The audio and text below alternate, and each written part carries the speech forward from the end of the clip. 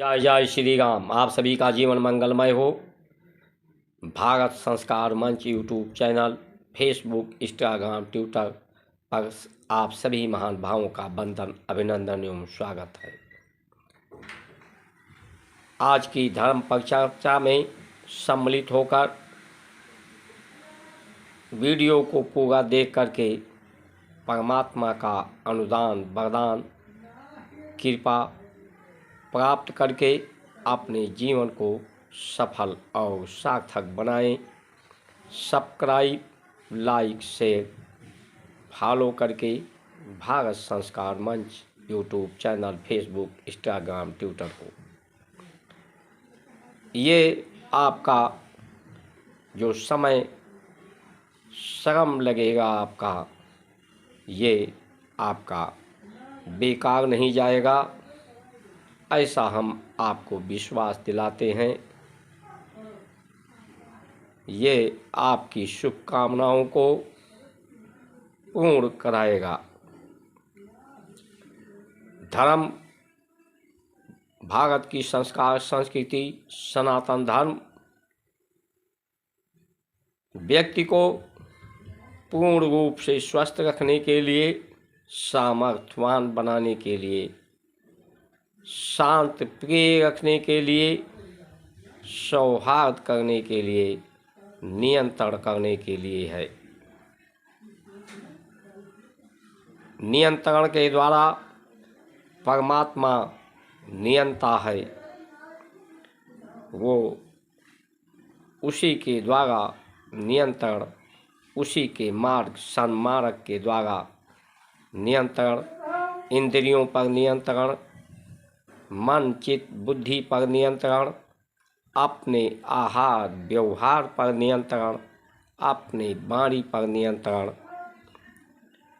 करके परिवार पर नियंत्रण, समाज पर नियंत्रण, देश पर नियंत्रण।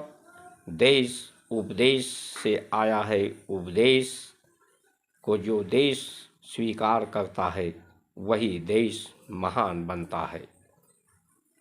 राष्ट्र के पर नियंत्रण कराने के लिए सर्व सुलभ और सरल सन्मार्ग है भारत की संस्कार संस्कृति। आज हमारे जो मार्गदर्शक, पथ प्रदर्शक, नीति निर्धारण करने वाले लोग हैं, उन नीतियों का पालन करने वाले लोग हैं, उन व्यवस्था को चलाने और संभालने वाले जो लोग हैं, वो भी नियंत्रण कर रहे हैं। लेकिन वो भारत की संस्कार संस्कृति की सुनीतियों, नेत के महत्व को नहीं समझ पा रहे। वो विदेशों की नीतियों पर, विदेशों की व्यवस्थाओं का नकल करके कर रहे हैं। इसीलिए ना उनका खुद पर नियंत्रण है, ना समाज पर नियंत्रण है, ना देश पर नियंत्रण है, ना राष्ट्र पर नियंत्रण है। उसी का उदाहरण आपके सामने आता है। चाहे कश्मीर की हो, चाहे केरल की हो, चाहे मणिपुर की हो, चाहे किसान आंदोलन हो, चाहे छात्र आंदोलन हो, जो पुलिस सेवा में भर्ती के लिए तमाम जो परीक्षा होती हैं नौकरी के लिए, उसमें जो पेपर लीक हो जाता है, जिसके द्वारा लोग भ्रष्टाचार के कारण लोग आंदोलन करते हैं। ये दर्शाती है कि ये जो नियंत्रण करने वाले लोग हैं ये नियंत्रण नहीं कर पा रहे। भ्रष्टाचार का आरोप जो गंभीर लग रहे हैं जिम्मेदार व्यक्तियों पर, मुख्यमंत्रियों, मंत्रियों के ऊपर, ये इसी बात की सूचक है कि ये नियंत्रण समाप्त हो रहा है, क्योंकि भारत की संस्कार संस्कृति सनातन धर्म का हमने महत्वहीन कर दिया है। अपनी स्वयं की महत्ता को, अपनी स्वयं की जो शक्ति है, विनम्रता व्यक्ति को धनवान बना देती है, लगन व्यक्ति की जीवन की राह आसान बना देती है, श्रद्धा व्यक्ति की वो ताकत है जो पत्थर में भी भगवान बना देती है। जब मैं था तब तुम नहीं, जब तुम हो तो मैं नहीं, ये विधि के द्वारा ही सब पर नियंत्रण किया जा सकता है। मैं हूँ तो मैं ही सब कुछ हूँ, मेरे अलावा कोई नहीं है, पूरा संसार मेरा ही स्वरूप है, मेरा ही परिवार है। इस तरह की मैं को इतना बढ़ाया जाए तो व्यक्ति किसी के द्वारा किसी को दुख न मिले, सब एक दूसरे को संभालने लगे, संयोजने लगे, संयोग हो जाए, एक दूसरे का सत्कार और सहयोगी बन जाए, अपने ही समांतर व्यवस्था, अपने ही समांतर व्यवहार, अपने ही समांतर न्याय व्यवस्था हो तो नियंत्रण किया जा सकता है। या तू ही तू है, मैं नहीं हूँ कुछ, मैं भी शून्य हूँ,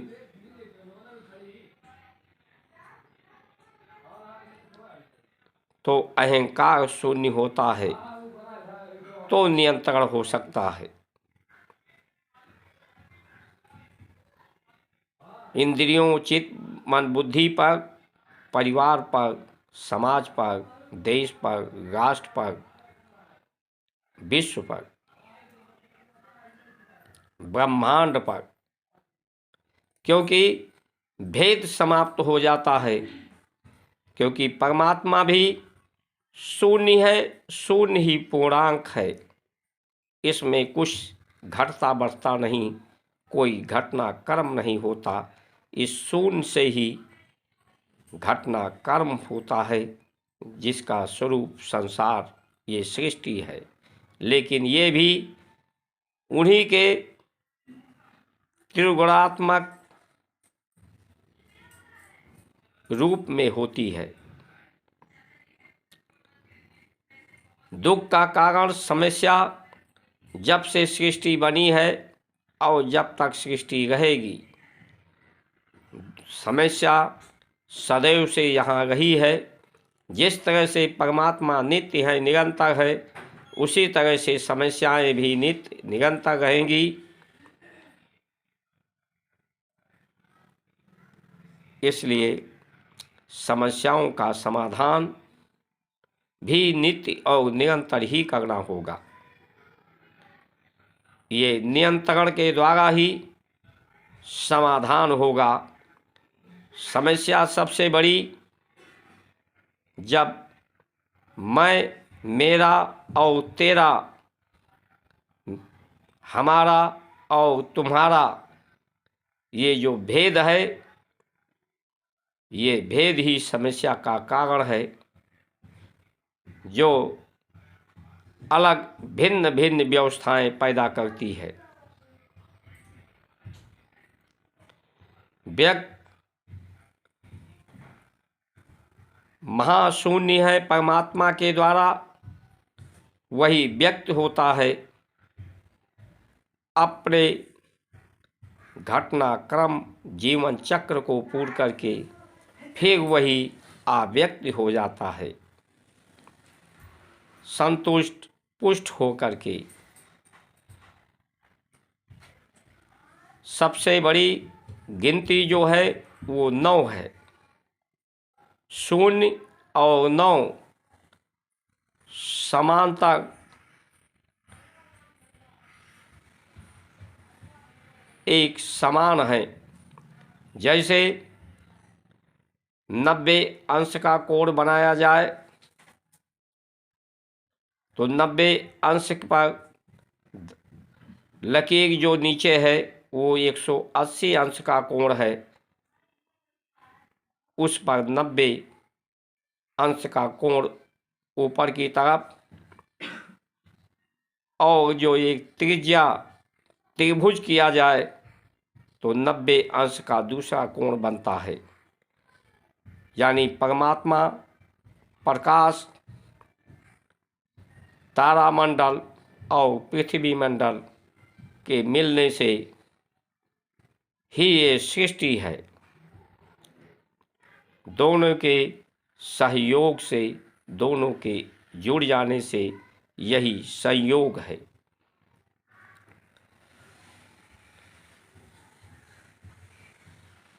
नब्बे और 90 दोनों भुजाएं त्रिभुज की, और 180 ये 360 होते हैं। 360 में 3 और 6 और 0 हैं। 3 और 6 और 0 को जोड़ा जाए तो 9 ही होते हैं। यानी 9 के बराबर 0 के बराबर 9 है। जब व्यक्ति अपने को 0 शून्य समझ ले कि सब कुछ तू ही है, तू है, तो समाधिष्ठ हो जाता है, समान बुद्धि वाला हो जाता है, विचार शून्य हो जाता है, विचार सुंदर हो जाते हैं। या 9 जो सबसे बड़ी गिनती है, अपने को सबसे महान बना ले। मेरे अलावा इस संसार में कोई नहीं है। जो कुछ भी दिखता है, जो कुछ अनुभव होता है, सब मैं ही मैं हूँ। तो नियंत्रण हो सकता है। मैं और तू का अंतर समाप्त हो जाता है। परमात्मा, प्रकृति और सृष्टि एक समांतर रेखा में, व्यवस्था में आ जाती हैं। यही परंपरा है नियंत्रण का, स्वस्थ रहने का, संतुष्ट रहने का, शांति रहने का, जिसके लिए भारत की भौगोलिक जो स्थिति है, यहाँ 4 ऋतुएं हैं। विश्व में कहीं भी 4 ऋतुएं नहीं हैं, इसलिए भी भारत महत्वपूर्ण है। भारतीय की जो 4 ऋतुएं हैं, जीवन के 4 आयाम को, 4 ऋतुओं के व्यक्ति के जन्म, जवानी, बुढ़ापा, मृत्यु, ये जो 4 अवस्थाएं हैं, इसे पूर्ण कराने वाली है। ऋषियों ने इसीलिए 4 पुरुषार्थ बताए: धर्म, अर्थ, काम, मोक्ष। इन 4 अवस्थाओं के अनुसार धर्म बचपन में हो, संसार और शरीर को जाने कि ये शरीर क्या है, संसार क्या है, तत्व क्या है। अर्थ, इश्क से जुड़े, जिसे जब व्यक्ति किशोरावस्था में होता है विवाह संस्कार में जाता है तो वो संसार से जुड़ता है। जुड़ करके काम, कामना, कर्म संसार के लिए, परिवार के लिए, संयोजने के लिए, संवारने के लिए, संतुष्ट पुष्ट करने के लिए, शुभ कर्म सत्कर्म सबको सुखी करने के लिए वो कर्म करे।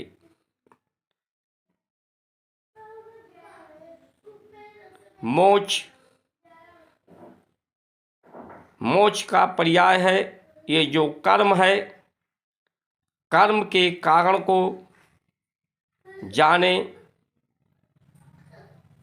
कर्मों से अपने पूर्ण हो जाए, संतुष्ट हो जाए कि जो उद्देश्य था जीवन का वो पूर्ण हुआ, जिम्मेदारी हमारी पूर्ण हुआ। ईमानदारी के साथ समझदारी यही है, यही बहादुरी है।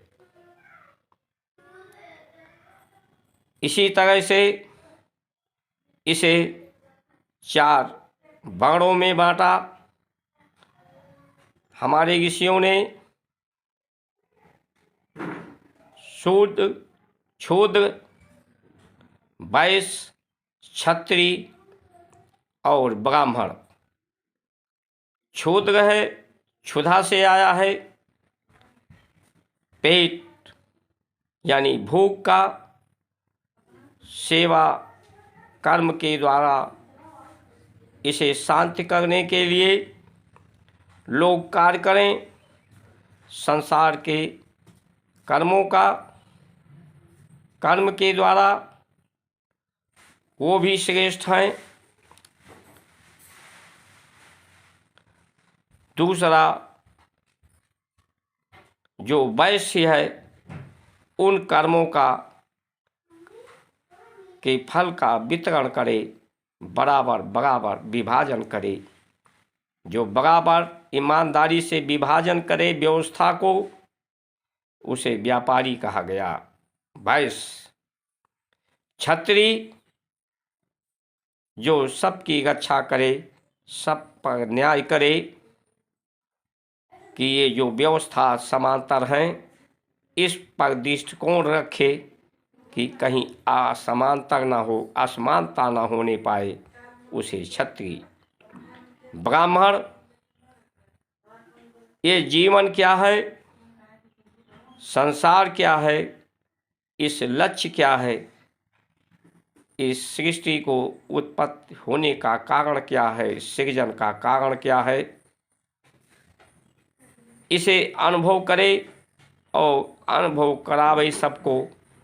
सन्मार्ग पर चले, सन्मार्ग के लिए सबको प्रेरित कराए, जिससे जीवन के लक्ष्य सभी दुखों से मुक्त, आवागमन से मुक्त, लोग संतुष्ट पुष्ट होकर के अपने जीवन को परिपूर्ण करें।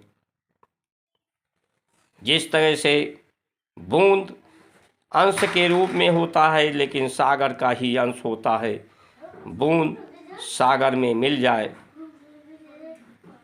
तो दोनों में एकाकार हो जाता है, कोई भेद नहीं रहता। बूंद सागर में मिलने के लिए ही है, यही संसार का नियम है। इसीलिए सृष्टि का कारण जो परमात्मा इसका कारक है। लेकिन आज हमने ऐसे लोगों को जिम्मेदारी ईमानदारी के लिए, समझदारी बहादुरी के लिए जिम्मेदारी दिया है, चुना है, जो इन विध व्यवस्थाओं जो हमारी भारत की संस्कार संस्कृति है, जन्म मरण जस अब जस विधिहात, ये या तो आप स्वीकार कर ले सब विधाता के हाथ में है, या स्वीकार कर ले कि विधि मतलब प्रकार, हाथ माने कर्म, कर्मों के अनुसार है। आपके कर्मों के अनुसार आपका जन्म मरण, जस अवजस आपके हाथ में भी हो है, क्योंकि आप में परमात्मा में भेद नहीं है। व्यक्ति जब अपनी अवस्थाओं को शून्य कर लेता है, विचारों को शून्य कर लेता है, अपने जीवन से संतुष्ट पुष्ट हो सकता है, हो जाता है, तो वो अपने शरीर को अपनी इच्छा शक्ति से त्याग देता है। ये आपके हाथ में है कि आप जब चाहें शरीर को त्याग दें, या आप इस शरीर को रोगी बना लेते हैं। शरीर प्राण की गति निर्बाध रूप से इसमें चल नहीं पाता, इसलिए प्राण की गति इसमें रुक जाती है, तो वो मृत्यु हो जाता है व्यक्ति अज्ञानता के कारण।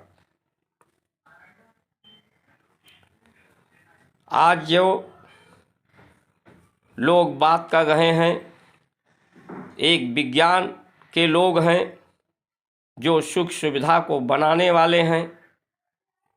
बनाने वाले सबसे ज़्यादा वेतन चाहते हैं, सुख सम्मान चाहते हैं,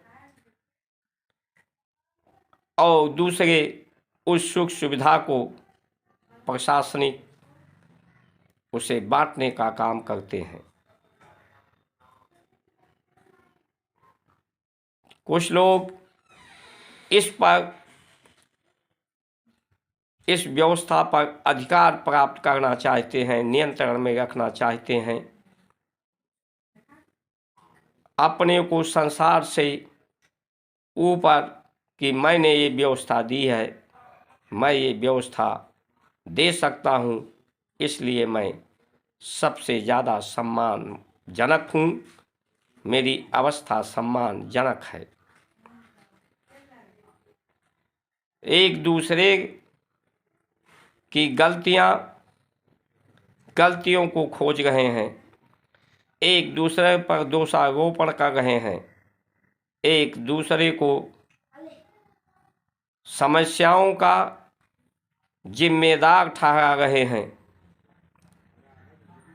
कौन पार्टी जीतेगी, कौन हारेगा, कौन व्यवस्था आएगी, कौन सुख सुविधा आएगी, सिर्फ इसी बिंदुओं पर आज चर्चा होती है।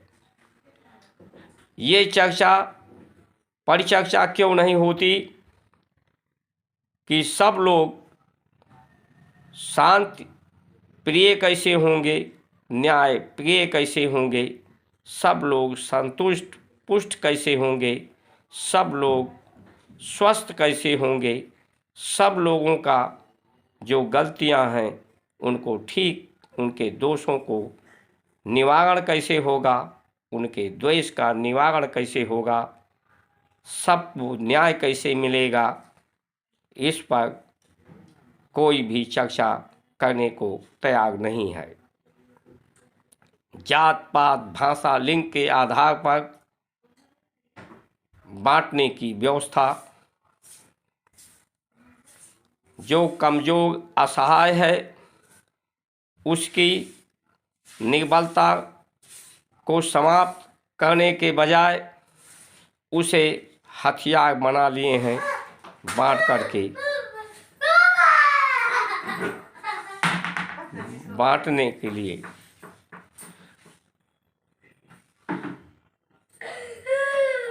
ये कैसी लोग हैं जो ना स्वयं अपने जीवन को सार्थक कर रहे हैं, ना इन्हें अपने इंद्रियों पर नियंत्रण है। इन्हें अपने इंद्रियों पर नियंत्रण नहीं है तो ये कैसे नियंत्रण परिवार पर, समाज पर, देश और राष्ट्र पर, विश्व पर कर पाएंगे। इसी का उदाहरण कश्मीर की, मणिपुर की, केरल की, किसान की आंदोलन, विद्यार्थी जो पुलिस भर्ती का, अध्यापक की के लिए परीक्षा जो लीक हुई भ्रष्टाचार का, या मुख्यमंत्रियों, मंत्रियों, अधिकारियों पर भ्रष्टाचार का आरोप, ये ध्यान से इस पर अवलोकन किया जाए तो ये सिर्फ नियंत्रण न होने के कारण ये जो बीमारियां हैं, अस्पतालों में भीड़, बेरोजगारी, इनके पीछे ये कही समस्या का कारण है नियंत्रण का न होना। और जिन लोगों का नियंत्रण नहीं है अपने पर, उन्हीं लोगों को हमने जिम्मेदारी दे दिया है और आगे भी जिम्मेदारी देने की बात कर रहे हैं।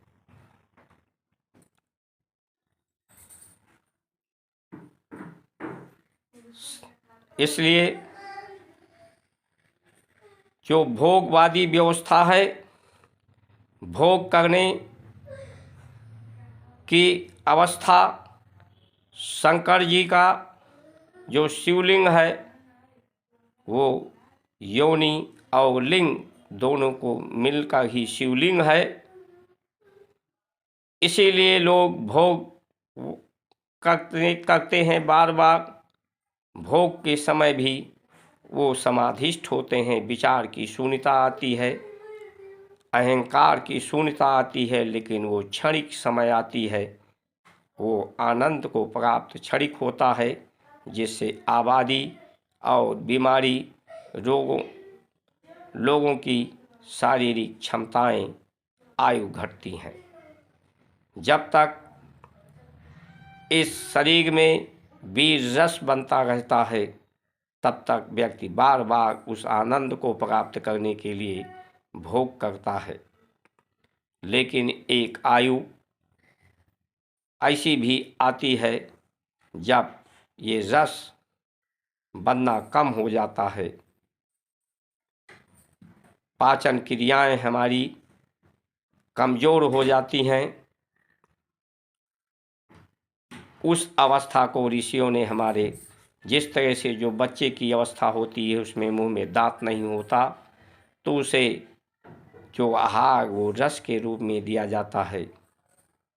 उसी तरह से बुढ़ापे में भी जब व्यक्ति 100 वर्ष की आयु को पूर्ण करता है,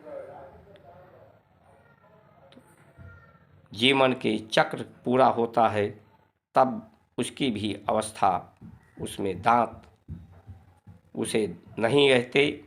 लेकिन आज लोग दांत लगवा लेते हैं। दांत लगवा करके आप आहार, ठोस आहार लेते हो, लेकिन पाचन क्रिया तो आप नहीं बदल सकते। वो उसको पचा नहीं पाता और व्यक्ति को रोगी कर देता है।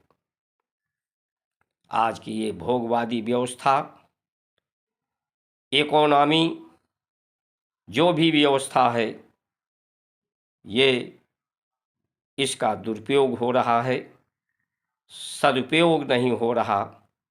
जितनी आवश्यकता है, जितनी ज़रूरत है, जीवन को संतुष्ट पुष्ट रहने के लिए, प्रकृति को पुष्ट करने के लिए, सुगंधित करने के लिए, उतना ही इसका उपयोग, सदुपयोग होना चाहिए।